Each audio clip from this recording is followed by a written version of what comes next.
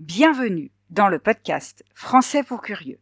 Je m'appelle Sandra, je suis professeure de français langue étrangère et je vous emmène à la découverte de curiosités du monde qui nous entoure, tout en vous permettant d'améliorer votre français. Alors, prêt et prête pour ce voyage culturel et linguistique ? Bonjour à toutes et à tous et bienvenue dans ce nouvel épisode de Français pour curieux. Aujourd'hui, je vous parle d'un thème que j'apprécie particulièrement, car il me renvoie à une autre vie dans laquelle j'étais libraire, celui des conseils de lecture. Les livres dont je vais vous parler sont tout simplement des ouvrages que j'ai aimés au cours des derniers mois, et j'espère qu'ils pourront vous plaire. Comme d'habitude, un peu de vocabulaire utile afin de mieux comprendre l'épisode que vous allez écouter.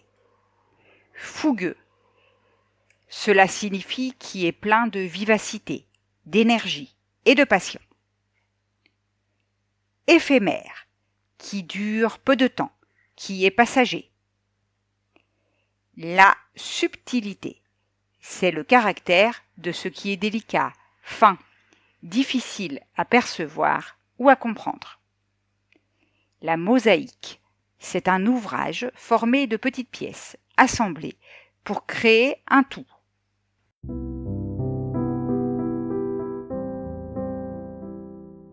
Entrons maintenant dans le vif du sujet.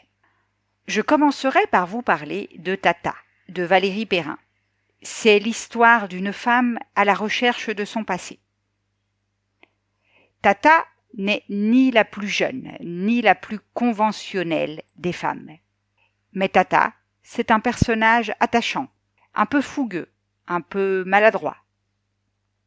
Elle décide un jour de remettre en question sa vie, de comprendre son histoire et de se reconnecter avec son passé. Ce roman est une exploration de l'identité, de la famille et de la manière dont les racines, parfois oubliées, peuvent nous aider à avancer. Imaginez, vous vous installez dans l'histoire comme on s'assoit sur un canapé, prêt à écouter les confidences d'un proche, enregistrées sur des cassettes. La plume de Valérie Perrin est fluide, tendre, et ses personnages sont d'une incroyable humanité. C'est le genre de livre qui, tout en vous emportant dans un tourbillon d'émotions, vous fait progresser dans votre compréhension du français, notamment grâce aux dialogues réalistes et aux expressions idiomatiques qui donnent vie à la langue. Ce que vous pouvez faire, c'est de noter les expressions familières utilisées dans le livre. Elles vous aideront à vous immerger dans les conversations courantes de la France d'aujourd'hui.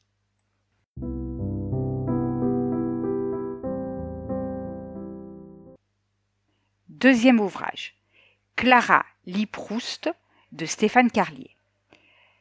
Clara est une jeune femme un peu perdue, mais ambitieuse. Lorsqu'elle tombe amoureuse d'un homme passionné de littérature, elle décide de se plonger dans l'œuvre monumentale de Proust, à la recherche du temps perdu, pour impressionner cet homme. Bien sûr, les choses ne se passent pas comme prévu. C'est un roman qui explore les faux-semblants, la quête de soi et l'amour des livres. Dans ce livre, l'humour et la légèreté sont omniprésents. Stéphane Carlier nous invite à suivre Clara dans sa démarche un peu folle, mais tellement humaine.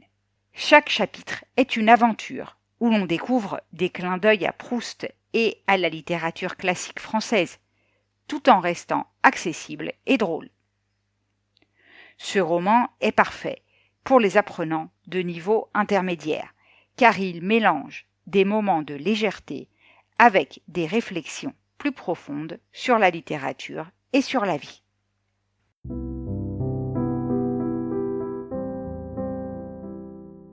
Un autre roman que j'ai vraiment beaucoup aimé est L'heure des femmes d'Adèle Bréau.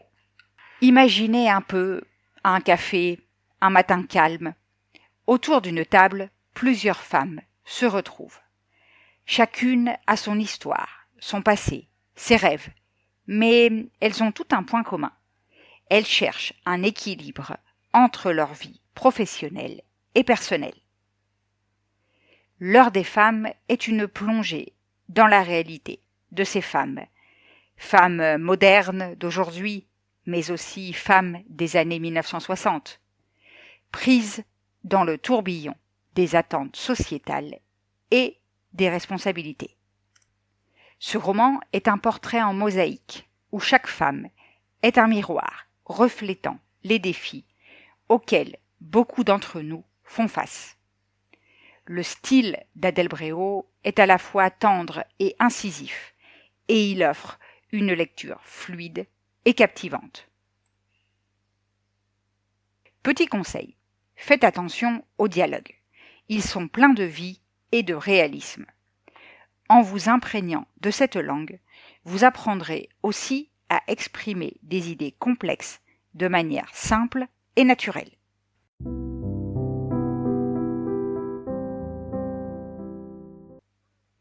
Quatrième ouvrage, Tout le monde aime Clara, de David Fuenquinos. Clara est une personne ordinaire, mais c'est justement ce qui la rend si fascinante. Ce roman raconte l'histoire de Clara à travers les yeux des gens qui l'entourent. Chaque chapitre nous donne une perspective sur cette jeune femme, pleine de douceur et de simplicité. Tout le monde aime Clara parce que ce qui lui arrive pourrait arriver à tout le monde. À travers des pages pleines de douceur et de simplicité, l'auteur nous invite à une introspection sur la manière dont nous percevons les autres et comment parfois un simple geste peut transformer une vie.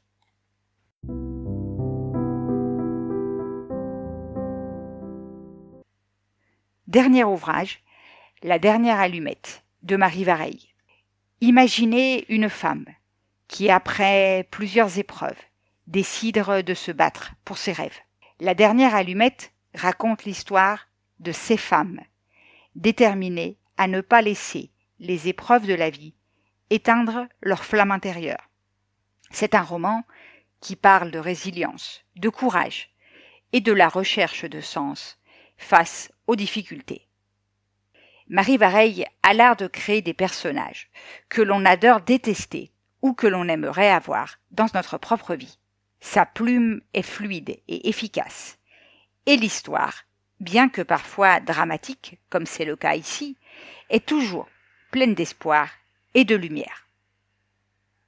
En conclusion, ces romans offrent une véritable aventure littéraire à travers la France contemporaine. Chacun à sa manière, ils nous font découvrir des personnages, des situations et des émotions qui résonnent en nous.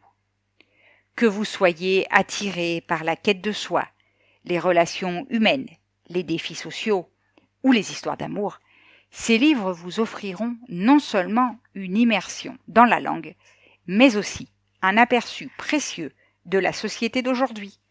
Alors, prenez votre livre, installez-vous confortablement et laissez-vous emporter par ces histoires qui, comme un miroir, nous reflètent un peu. Par ailleurs, si vous aimez la lecture, je vous invite à vous inscrire à mon atelier du livre qui a lieu chaque dernier mercredi du mois. N'hésitez pas à me contacter.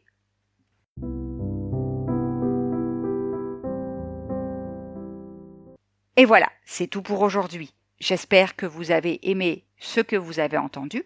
Si c'est le cas, je vous invite à laisser un message sur votre plateforme d'écoute préférée et à partager l'épisode autour de vous.